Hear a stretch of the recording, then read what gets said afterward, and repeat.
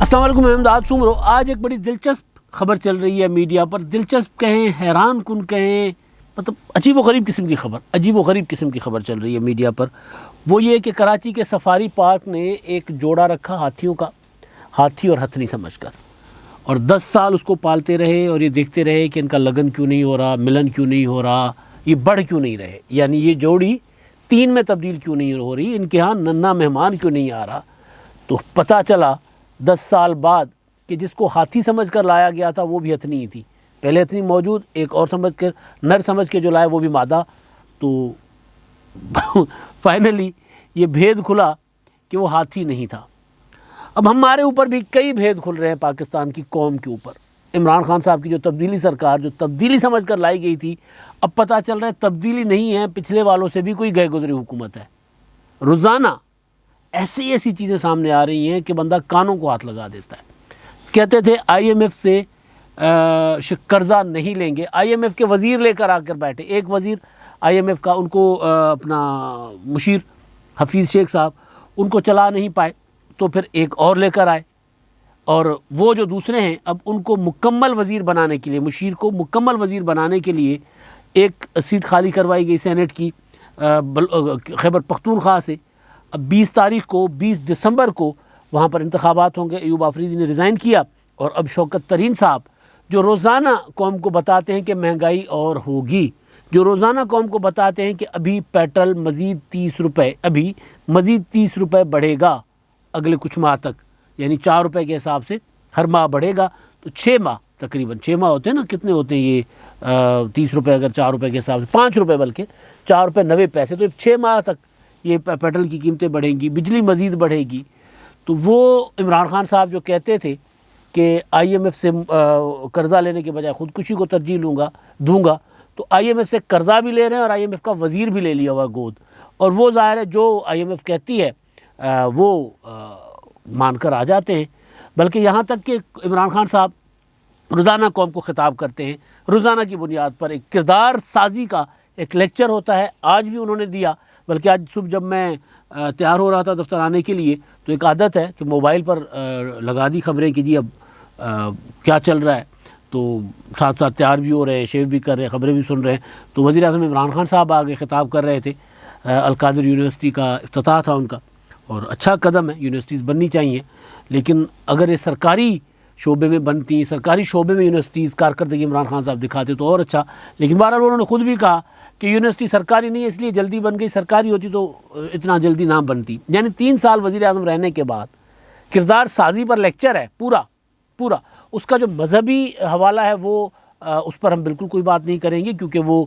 مذہبی حوالہ ہے اور اس پر تو کسی قسم کا کوئی سوال نہیں اٹھایا جا سکتا۔ لیکن میں عمران خان صاحب کی ذات کی بات کر رہا ہوں۔ تو وہ عمران خان صاحب 3 سال کے بعد کردار سازی پر قوم کو لیکچر دے رہے ہیں۔ نواز شریف صاحب کی مثال بھی دے دی، خود بھی کہہ رہے ہیں، بطور پرائم منسٹر خطاب ہے، اور کہہ رہے ہیں کہ جی اگر یہ یونیورسٹی سرکاری اس میں ہوتی تو پھر یہ نہ بن پاتی۔ تو وہ خطاب عمران خان صاحب کا میں سن رہا تھا،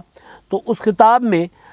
جو خان صاحب باتیں کر رہے تھے خود اس کے الٹ کر رہے ہیں۔ اسی وجہ سے میں خطاب اور یہ آئی ایم ایف کی معاملات کو لے کر آ گیا۔ حکومت کا کردار کیا ہوتا ہے، ریاست کا کردار کیا ہوتا ہے۔ ریاست مدینہ کی مثال کا مطلب یہ ہے کہ ریاست مدینہ جو عمران خان صاحب کہتے ہوتے، خود بھی بتاتے ہوتے، اور جو ظاہر ہے ریاست مدینہ کا ایک رہا اپنا فلاحی ریاست رہی، تو اس میں تو یہ تھا کہ جی وہ وہاں پر تو کوئی بھوکا سوئے گا تو جو حاکم ہے اس وقت کا خلیفہ وہ اس کے ذمہ دار ٹھہرائے جائیں گے۔ وہاں پر تو پھر مثال دی کہ جی کپڑے کا ٹکڑا اگر زیادہ تھا تو پھر اس کا بھی حساب ہوا خلیفے سے۔ تو یہاں پر کیا ہے، یہاں پر مسئلہ یہ ہے کہ آئی ایم ایف آپ کو کہتا ہے کہ آپ نے حساب دینا ہے تو آپ حساب دیتے ہیں۔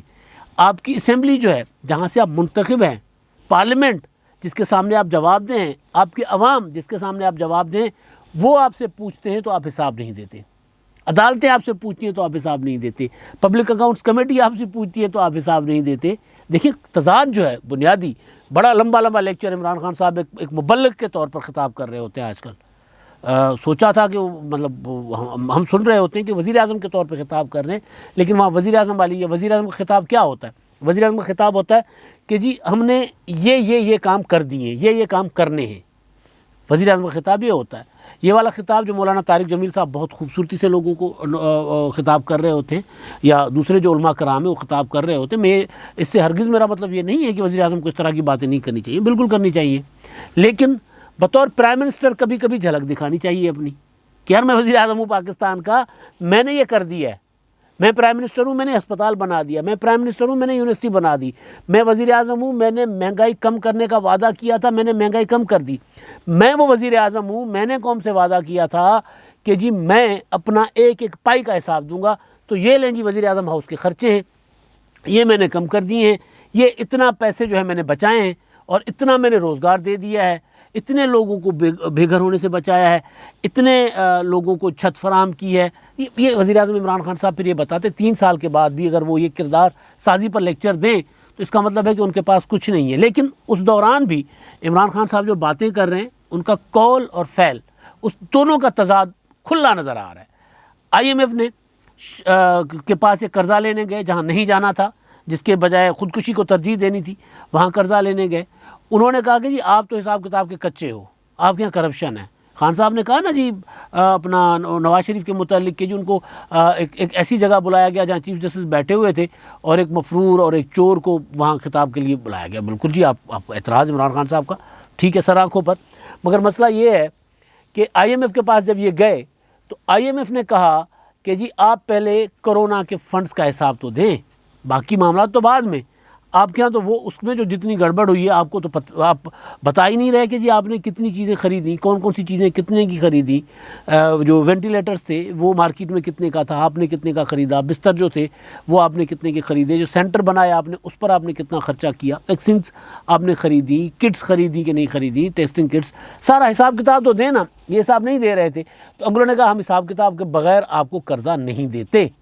یہ سارا کچھ رپورٹ ہوتا رہا۔ اب اس کے بعد اب چند روز پہلے میں نے اپنے پچھلے ویلاگ میں بھی گزارش کی تھی کہ جو آڈیٹر جنرل کی رپورٹ ہے اس میں تو بے تحاشا یعنی عمران خان صاحب کی حکومت کانوں کو ہاتھ لگا دے۔ وہ مجھے یاد پڑتا ہے وہ افسر کے ساتھ ہماری ایک سٹنگ تھی، ایک ملاقات تھی، انویسٹیگیشن افسر تھے ایک بہت بڑے ادارے کے اور سویلین ادارے کے بہت بڑے، اور انہوں نے ان کے سامنے جو چیزیں تھیں آ رہی تھیں وہ یہ کہہ رہے تھے کہ جی میں جب تک تھا آفس میں میرے سامنے جس طرح چیزیں آ رہی تھیں تو میں کانوں کو ہاتھ لگاتا تھا کہ جس لوگ آصف زرداری صاحب یعنی پیپلز پارٹی کی تینوں چاروں حکومتیں اور نواز شریف صاحب کی تینوں حکومتیں بھول جائیں گے، ان حکومتوں کی کرپشن بھول جائیں گے جتنی کرپشن اس دور میں ہو رہی ہے۔ ہم نے پوچھا کہ وزیر اعظم عمران خان صاحب خود ملوث ہیں، تو انہوں نے اس کا جو جواب دیا وہ میں یہاں پر نہیں دینا چاہتا، انہوں نے جواب بڑا خطرناک جواب دیا تھا۔ تو IMF نے پوچھا کہ جی آپ بتائیں آپ کے پاس کرونا کا حساب کتاب کیا ہے، آپ کو جو فنڈز ملے کرونا کے، کیونکہ عمران خان صاحب کی حکومت نے ایک بڑا خوبصورت لبادہ اوڑھ دیا تھا کرونا کے اوپر۔ بہانے تو انت ہے نا ان کے پاس، جی اپنا مہنگائی کیوں ہے جی پچھلی حکومتوں کی وجہ سے، پیٹرول مہنگا کیوں جی پچھلی حکومتوں کی وجہ سے، کرپشن کیوں ہے جی پچھلی حکومتوں کی وجہ سے، حکومت کام کیوں نہیں کر رہی جی پچھلی حکومتوں کی وجہ سے۔ تو ان کے پاس بہانے بہت زیادہ تھے، اپنا پچھلی حکومتیں تو ان سے جو کرونا کا صرف فنڈ پوچھا گیا، حساب کتاب پوچھا گیا، تو کرونا کے اوپر انہوں نے لبادہ اڑا ہوا تھا نا کہ پاکستان کی معیشت جو ہے وہ کرونا کی وجہ سے بیٹھ گئی، ہم تو اوپر جا رہے تھے حالانکہ معیشت نیچے جا رہی تھی۔ 2019 میں کرونا کے آنے سے پہلے بھی معیشت نیچے جا رہی تھی، لیکن عمران خان صاحب نے اس کا لبادہ اڑا ہوا تھا کہ کرونا کی وجہ سے ہماری معیشت جو ہے بیٹھ گئی۔ ظاہر ہے کرونا کا فرق تو پڑا ہوگا، لیکن کرونا کی وجہ سے جو مال دھن دولت پاکستان میں آیا، جو خیرات ملی، جو امداد ملی، ہم نے تو خرچہ نہیں کیا۔ ہمارے وزیر اسد عمر صاحب جو کل آج بیٹھ کر کہہ رہے تھے کہ وہ جو نیا اومی آیا ہے، کرونا کی نئی جو افریقن قسم آئی ہے، اس سے ہم نہیں بچ سکتے، ہم اس سے محفوظ نہیں رکھ سکتے، حکومت کچھ نہیں کر سکتی، وہ آئے گا اور وہ آئے گا۔ پہلے عمران خان صاحب کہتے تھے یہ فلو ہے، نزلہ زکام، کچھ نہیں، جب کرونا شروع میں آیا تھا تو خیر، تو وہ آئے گا، ہم کچھ نہیں کر سکتے، یعنی جاگتے رہنا، ساڑھے دن آ رہنا، مطلب پورا۔ تو وہ اپنا اسد عمر صاحب آپ کو یاد ہوگا کہ انہوں نے کہا تھا کہ جی ہم نے کرونا ویکسین اس لیے نہیں خریدی کیونکہ ہمیں نیب پکڑ لے گا، ہمیں ڈر ہوتا ہے کہ نیب پکڑ لے گا۔ تو بھائی صاف شفاف طریقے سے خریدو یار، کون منع کر رہا ہے آپ کو شفافیت پہ؟ تو اس کرونا کے پیچھے چھپے، لیکن کرونا نے جو پیسہ دیا پاکستان کو، عالمی اداروں نے دیا، ویکسین آپ کو فری ملی، ٹیسٹنگ کٹس آپ کو فری ملی، آپ کو اس کے علاوہ جو ہے دنیا نے خیرات دی، زکوٰۃ دی، عطیات دیے، فنڈز دیے، وہ سارا کا سارا حساب کتاب نہیں دے رہے تھے۔ اب جو ڈرتے جو رپورٹ آئی ہے اپنا آڈیٹر جنرل کی،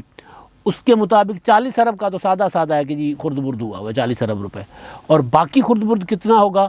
وہ تو پھر جب چیزیں سامنے آئیں گی۔ یہ ہے جون تک کا، صرف جون 2020 تک کا۔ اس کے بعد کیا ہوا ہے، وہ سپریم کورٹ آف پاکستان نے بھی کانوں کو ہاتھ لگا دیے تھے کہ یار یہ کیا ہے، 25 لاکھ روپے ایک بستر پر، ایک مریض پر خرچہ ہو رہا ہے۔ تو بہت بڑا گھپلا، بہت بڑا ہے، گڑبڑ بہت بڑی ہے۔ اور عمران خان صاحب کے خطاب سن لیں تو یار جو چیزیں آپ کے پاس تھیں، جو ایک تو ماضی ہے نا ہمارا، ماضی میں جو کچھ ہوتا رہا اس کا حساب کتاب لیں، لیکن آپ کا اپنا دور جو ہے، اس دور میں کیا کیا ہوا ہے ملک کے ساتھ۔ عمران خان صاحب کو تکلیف تو ہے، پریشانی ہے، پچھتاوا بھی ہے نواز شریف صاحب کا کہ نواز شریف صاحب کیسے ہاتھوں سے نکل گئے، نکل کے آپ کے ہاتھوں سے گئے۔ نواز شریف اگر چور تھے، نواز شریف اگر ڈاکو تھے، جس کا عمران خان صاحب نے آج کہا نا کہ جی اس ملک میں نواز شریف کا خطاب چیف جسٹس کی موجودگی میں کروانے سے یہ پیغام جاتا ہے لوگوں کو کہ جو چھوٹے چور ہیں وہ تو پکڑے جائیں گے، بڑے چور جو ہیں وہ نکل جائیں گے۔ وہ جتنی یعنی بڑے سے بڑی چوری کرو، چھوٹا موٹا ہلکا پھلکا ہاتھ نہ مارو، بڑے ڈاکے ڈالو۔ تو یہ عمران خان صاحب کہہ رہے تھے۔ اچھا اگر میں مان لوں کہ عمران خان صاحب کی باتیں ٹھیک ہیں کہ نواز شریف صاحب جو رجسٹرڈ چور تھے، عدالتوں نے ان کو سزائیں دی تھی، تو گئے تو آپ کے ہاتھ سے نا، آپ کے دستخط سے آپ نے بھیجا نا، عدالت کو کہا کہ جی ہمیں کوئی اعتراض نہیں ہے، باہر بھیج دیں۔ آپ نے بھیجا تو آپ بتائیں کہ کتنے چور جو ہیں آپ نے چھوٹے چھوٹے چور باہر نکالے۔ نسلا ٹاور گر رہا ہے، نسلا ٹاور کردار سازی کی بات ہے نا، تو بھائی نسلا ٹاور گر رہا ہے، آپ کا جس ٹاور میں اپنا پلازا میں جس ٹاور میں آپ کا فلیٹ ہے وہ تو نہیں گر رہا، وہ تو ریگولرائز ہو گیا ہے۔ نسلا ٹاور گر رہا ہے، گجر نالہ پورا کا پورا مسمار ہو گیا، وہاں پہ پتہ نہیں کتنے ہزاروں لوگ بے گھر ہو گئے۔ عمران خان صاحب کا گھر جو ہے وہ ریگولرائز ہے۔ تو یہ جو مثالیں ہیں کردار سازی کی، تو کردار سازی تو اپنے آپ سے شروع ہوتی ہے۔ پھر آپ اگر نواز شریف صاحب کو بھیجنے کے بعد، اپنے ہاتھوں سے بھیجنے کے بعد، اگر اب وہ خطاب کرنے آتے ہیں جہاں چیف جسٹس آف پاکستان جس تقریب میں تھے، یعنی اس سے پہلے نواز شریف صاحب کا سیشن تو تھا، پولیٹیکل سیشن تھا نا، عمران خان اپنا چیف جسٹس آف پاکستان، اسلام آباد ہائی کورٹ کے چیف جسٹس اور دیگر جج صاحبان جو ہیں وہ تو ایک روز پہلے خطاب کر گئے تھے۔ وہ کوئی اور سیشن تھا، وہ کوئی اور سیشن تھا۔ پولیٹیکل سیشنز میں تو عمران خان صاحب بھی اس طرح کی تقاریب میں جاتے رہے ہیں۔ تو جہاں جج ہوتے ہیں وہاں پولیٹیشنز نہیں ہوتے، ٹھیک بات ہے، وہاں قانون دان ہوتے ہیں۔ پھر وہ باہر سے ان کا تعلق ہو، اپنا عدلیہ کی مطلب ظاہر وکلا برادری سے تعلق ہو، یا اسی طرح کے ان کے جو ریلیٹ کر رہے ہوں، جو ان کے ساتھ کوئی تعلق بنتا ہے، تو وہ جاتے ہیں، بالکل جاتے ہیں۔ لیکن ظاہر ہے جہاں اگر نواز شریف کا خطاب، بلاول بھٹو زرداری کا خطاب، مریم نواز کا خطاب یا عمران خان صاحب کا خطاب جہاں پہ ہو، وہاں پر ججز کا ہونا معیوب ہوگا، بالکل نہیں ہونا چاہیے۔ لیکن اگلے دن کی کارروائی کو قوم کو یہ کہہ کر مسلسل بتایا جا رہا ہے کہ جی نواز شریف کا خطاب کروایا گیا، وہاں جج موجود تھے۔ وہ بھائی جج تو ایک دن پہلے تھے، کانفرنس کے الگ الگ سیشنز تھے، الگ سیشن میں وہ آئے تھے، تو جج تو پہلے آئے تھے، اس دن تو نہیں تھے ججز۔ لیکن پچھتاوا ہے عمران خان صاحب کو کہ یار نواز شریف میرے ہاتھ سے کس طرح نکل گئے، اور وہ اپنی طرف سے تو ان کو چور اور نہ جانے کیا کیا ثابت کر بیٹھے ہوئے تھے۔ لیکن بہرحال جو گزارش ہے کرنے کی وہ یہ کہ 3 سال گزرنے کے بعد بھی عمران خان صاحب ایک ان کا قدم قوم کو نہیں بتا رہا کہ وزیر اعظم ہے، ایک قدم، ایک لفظ، ایک جملہ۔ اسی وجہ سے مجھے وہ 10 سال والا واقعہ یاد آیا کہ یار وہ تو مطلب تبدیلی کا دھوکہ جو ہمارے ساتھ ہوا، تو وہی ہوا جو کراچی کے زو میں، اپنا اس میں سفاری پارک میں، زو میں نہیں، زو میں تو ظلم ہوا، بیچارہ وہ شیر جو ہے وہ بغیر اس کے مطلب بڑا میں تو اس بات کا قائل ہوں کہ پاکستان جیسے معاشروں میں جہاں انسانوں کے حقوق نہیں ہیں، وہاں پر زو بند ہونے چاہیے۔ جو انسانوں کو حقوق نہ ملتے ہوں وہاں جانوروں کو کیا ملیں گے؟ تو ایسے جو جانور ہیں وہ قدرتی ماحول میں واپس بھیج دینے چاہیے، جس طرح وہ ہم نے ایک ہتھنی بھی بھیجی تھی نا واپس اپنے ملک میں جہاں سے وہ لائی گئی تھی، تو اسی طرح ان کو واپس بھیج دینا چاہیے۔ لیکن بہرحال لطیفہ یہ ہوا قوم کے ساتھ بھی اور سفاری پارک کراچی کے ساتھ بھی کہ جس کو ہاتھی سمجھا تھا وہ تھی نکلی ہتھنی۔ یہاں ہم نے جس کو تبدیلی سمجھا وہ اسٹیٹس کو کی بھی بدترین شکل ثابت ہوئی ہے۔ اب تک کے لیے اتنا ہی، اللہ حافظ۔